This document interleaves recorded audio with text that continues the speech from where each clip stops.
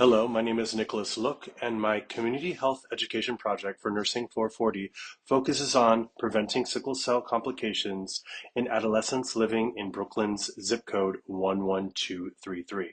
This project highlights the importance of early education, community partnership, and culturally relevant outreach to reduce preventable health crises in this vulnerable population.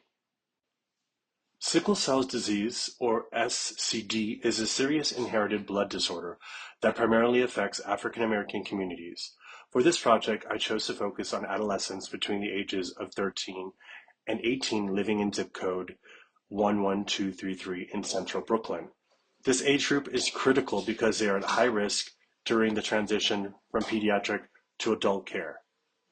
Locally, Central Brooklyn has among the highest rates of SCD-related hospitalizations in New York City, disproportionately affecting African American adolescents. Nationally, SCD affects about 100,000 Americans and occurs in about 1 out of every 365 Black or African American births. These statistics highlight both the national burden of the disease and the specific impact on the Brooklyn community. Focusing educational programming on this population is essential for reducing complications and improving long-term outcomes. When we look at the web of causality for adolescents in 11233 living with sickle cell disease, there are both community strengths and barriers.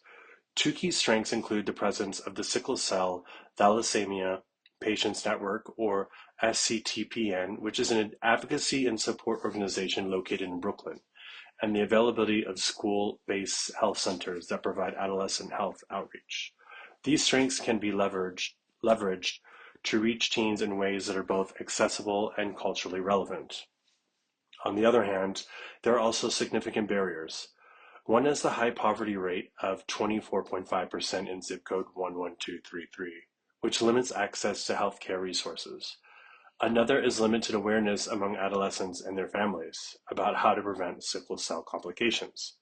These barriers increase the risk for hospitalizations and poor outcomes. Identifying both strengths and barriers allows us to design a targeted education program that builds on what the community already has while addressing unmet needs. The goal of this project is that by October 2025, at least 80% of participating adolescents will correctly identify 2 strategies for preventing sickle cell complications, such as hydration, vaccination, or infection recognition on a post-test. The educational content includes 3 areas. First, information about sickle cell disease itself, including pathophysiology, risks, and complications. Second, prevention strategies such as hydration, vaccinations, infection recognition, and strong communication with providers. And third, knowledge of community resources such as the SCTPN, which provides advocacy support groups and free educational materials. To make the education engaging and age-appropriate, I will use teach-back and role-playing activities. This approach mirrors the curriculum described by Clay in 2021, which showed that early structured education improves knowledge and self-care in adolescents with SCD. By combining evidence-based education with interactive strategies, this project ensures that teens not only learn the information but also practice how to apply it in real-life situations.